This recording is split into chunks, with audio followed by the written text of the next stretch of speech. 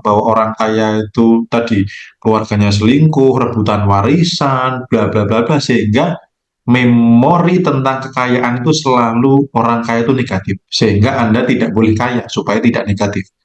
Atau orang kaya durhaka sama orang tua, misalkan cerita malin kundang itu masuk bawah sadar gitu ya, sehingga anak jadi durhaka karena kekayaan dan sebagainya, sehingga bagi orang tua kaya itu.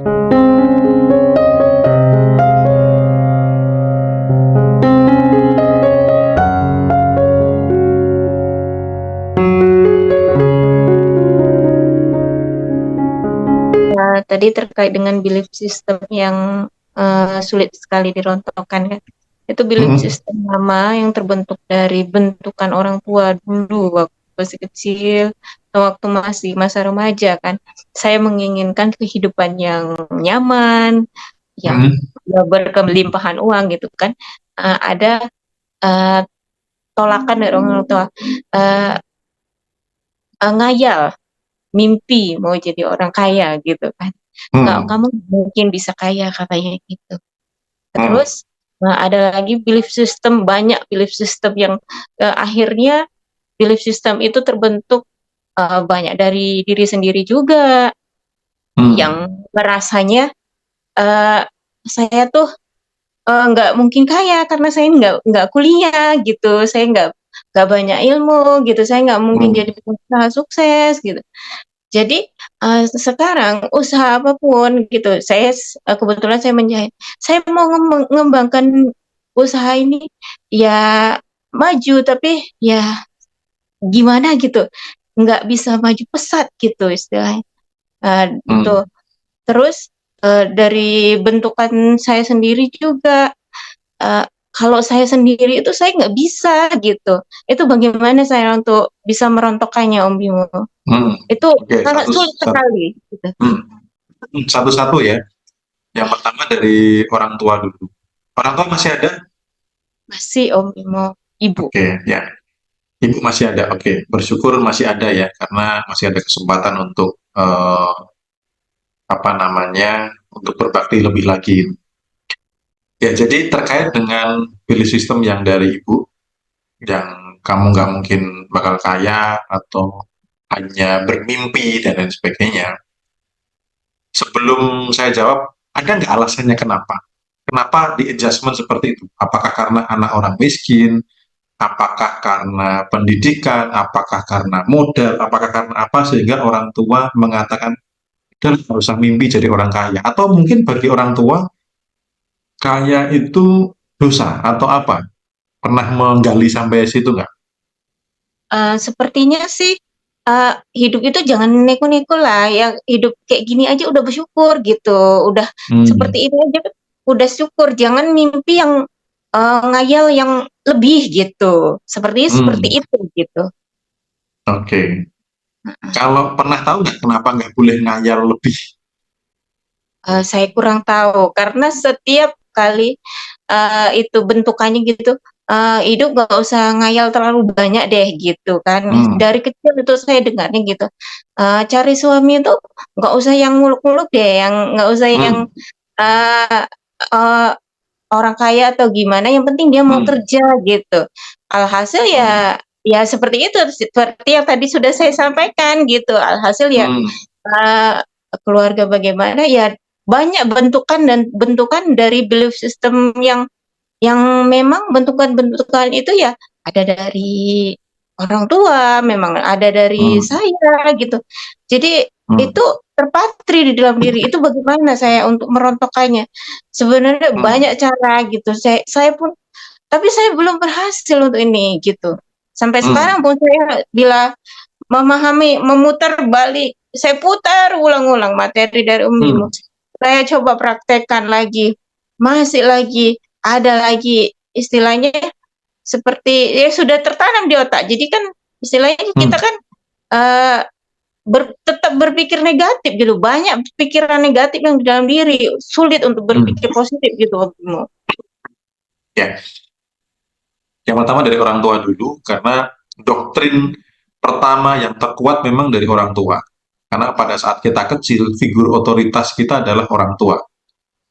anak Anda pun, misalkan teman-teman di sini yang juga punya anak gitu ya, itu Anda adalah figur otoritas yang mereka tidak pernah berdaya. Disuruh tidur ya harus tidur, disuruh makan ya harus makan, disuruh mandi ya harus mandi, dalam tanda kutip disuruh miskin ya harus miskin. Iya, benar. Karena orang tua adalah figur otoritas. Makanya teman-teman yang sekarang jadi orang tua, pesan saya jangan bermental miskin. Karena kalau bermental miskin, anak Anda akan susah kaya. Gitu. Jadi bagi orang tua jangan sampai bermental miskin. Nah, terkait dengan tadi dari orang tua, nggak usah mimpi tinggi-tinggi, nggak usah berkayal, nggak usah neko-neko. Bisa jadi ada memori negatif tentang kekayaan. Karena kalau dari ibu kaya itu baik, pasti disuruh kaya. Sesuatu yang dilarang orang tua pasti tidak baik. Tidak baik dalam artian pemahaman, ya, bukan realnya tidak baik. Artinya ada memori masa lalu, bisa jadi ada didikan masa lalu, bisa jadi ada trauma masa lalu, atau bisa jadi kebanyakan nonton sinetron bahwa orang kaya itu tadi keluarganya selingkuh, rebutan warisan, bla bla bla bla, sehingga memori tentang kekayaan itu selalu orang kaya itu negatif, sehingga Anda tidak boleh kaya supaya tidak negatif. Atau orang kaya durhaka sama orang tua, misalkan cerita malin kundang itu masuk bawah sadar gitu ya, sehingga anak jadi durhaka karena kekayaan dan sebagainya, sehingga bagi orang tua kaya itu jelek itu.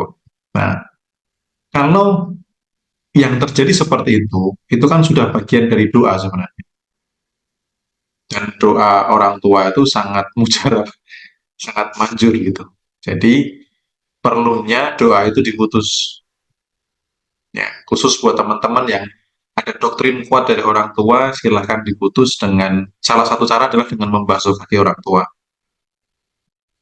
Membasuh kaki orang tua, nanti teman-teman minta maaf, kemudian sampaikan, Bu atau Bapak, semua niat baikku tolong direstui. Nah itu. Kemudian yang dalam hati, nah, yang dalam hati juga harus diucapkan. Jangan diucapkan kalau yang ini. Misalkan saya niatkan untuk memutus kutuk keturunan, untuk memutus doa negatif dari ibu dan dari keturunan sebelumnya. Ya, karena bisa jadi kutuk keturunan datang dari keturunan-keturunan sebelumnya. Misalkan keturunan sebelumnya pakai pesugihan, pakai penglaris. Coba teman-teman kalau di sekitar ada yang pakai pesugihan, anak cucunya menderita nggak hidupnya. Karena Pak rezekinya sudah dipindah ke atas. Karena ada kutuk dari keturunan sebelumnya. Ada dosa yang tidak selesai dari satu keturunan. Jadi ketika masuk kaki, yang di dalam hati ya jangan diucapkan. Nanti kalau diucapkan, orang tua bisa tersinggung. Saya niatkan, Bu, saya niatkan mau mutus kutuk keturunan. Kutukan ibu mau saya putuskan. Yo, nanti jadi dipancal gitu ya. Tapi yang itu dalam hati saja. Itu silahkan dilakukan. Setelah itu, eh, berbicara, apa namanya, sampaikan hal baik tentang kekayaan. Artinya, tunjukkan orang kaya yang baik. Wah, ternyata dengan uang banyak bisa dermawan. Wah, itu orang kaya nyumbang masjid dan lain sebagainya. Kalau ada, kalau enggak pun cara itu sudah cukup. Yang terpenting adalah kita mutus dulu doa negatif dari orang tua. Karena kalau dia punya memori negatif tentang kekayaan, maka dia akan terus mendoakan secara tidak sadar, akan terus mendoakan jangan sampai anakku kaya. Nanti kalau kaya bla bla bla, nah pasti ada memori negatif tentang kekayaan. Kita nggak bisa beresin orang tua ya, karena sebenarnya mereka sayang gitu, tapi mereka tidak terdidik dengan baik. Bisa jadi karena pola asuh orang tua dulu. Mungkin ada yang dikecewakan sama orang yang punya uang banyak. Mungkin ada yang korban atas keserakahan orang lain, sehingga wislah jangan jadi orang kaya.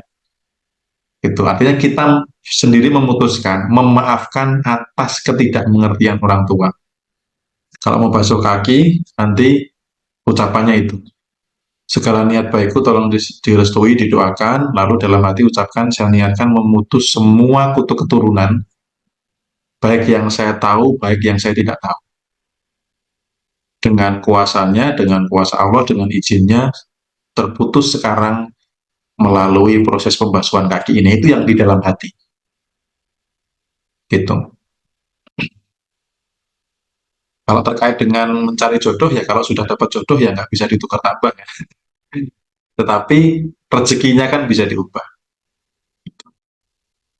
rezekinya bisa diubah. Tidak harus selalu, misalkan suami miskin selamanya akan miskin, enggak.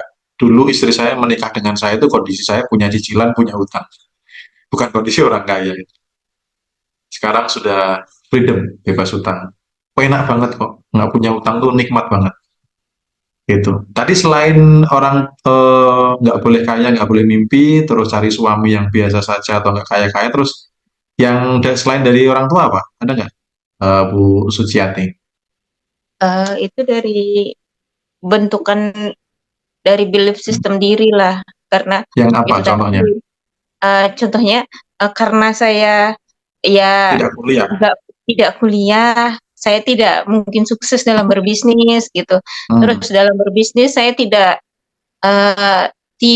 bisa sendiri gitu untuk memajukan Hmm. usaha ini, saya harus ada teman gitu. Itu Hmm. masih terpatri di dalam diri gitu, di dalam pikiran gitu. Oke. Ya, terkait dengan tidak kuliah di materi belief system, tugasnya apa? Mencari fakta kebalikan Hmm. orang-orang yang tidak kuliah tapi kaya raya. Temukan sebanyak-banyaknya. Itu salah satu cara melemahkan belief system. Contoh misalkan Bob Sadino, kuliah nggak?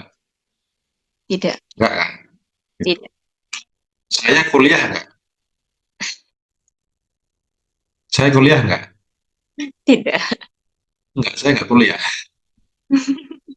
Ya, tapi bisa kaya raya. Heeh. Gitu. Ya. Temukan fakta kebalikan. Orang yang tidak kuliah bisa kaya. Atau kalau perlu temukan orang-orang yang kuliah yang jadi pengangguran juga pada akhirnya. Banyak.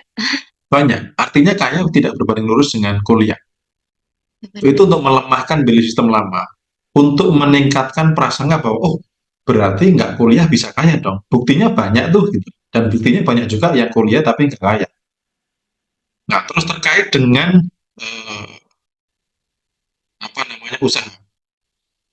Kalau misalkan saya kalau sendiri nggak bisa kaya, itu saya nggak bisa kasih fakta kebalikan.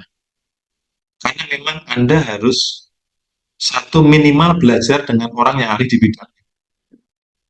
Dulu saya 4 tahun gonjang-ganjing setelah resign untuk ke freedom finansial, itu kan saya butuh waktu 4 tahun. Kesalahan fatal saya adalah saya tidak punya mentor.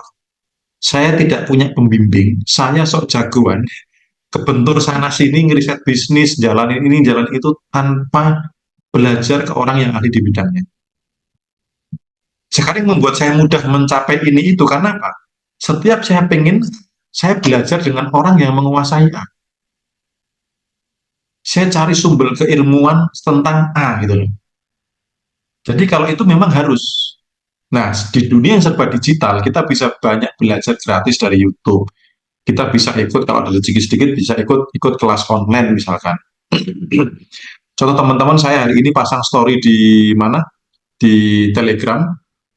Oh itu kan luar biasa banget. Salah satu member kelas TikTok saya, omsetnya, bukan omset ya, komisi.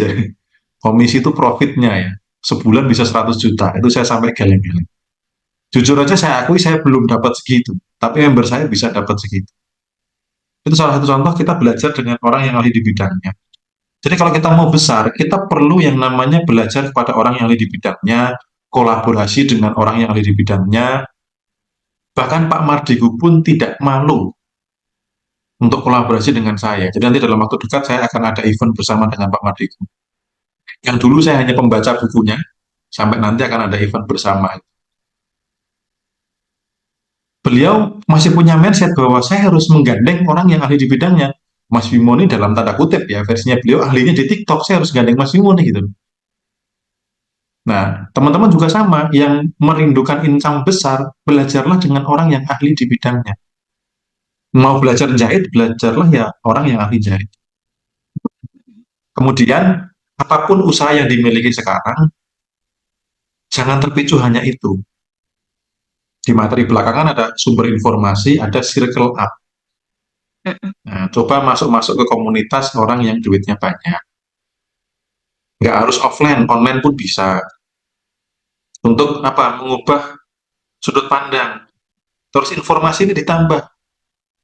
Ada di sini yang sudah rutin membaca buku 15 menit aja sehari. Coba rutin aja baca buku 15 menit sehari. Kehidupanmu 2 tahun berubah. Perubahannya dahsyat. 15 menit sehari. Daripada 15 menit nyangkul di sawah sehari itu kan panas ya. Tapi kalau baca buku itu kan masih enak. Itu 2 tahun kehidupan berubah. Gitu ya. Itu dulu ya Bu Suciati terkait dengan pilih Oh, sistemnya. Polanya sama, ditemukan fakta kebalikan, lalu diafirmasikan pilih sistem barunya. Gitu.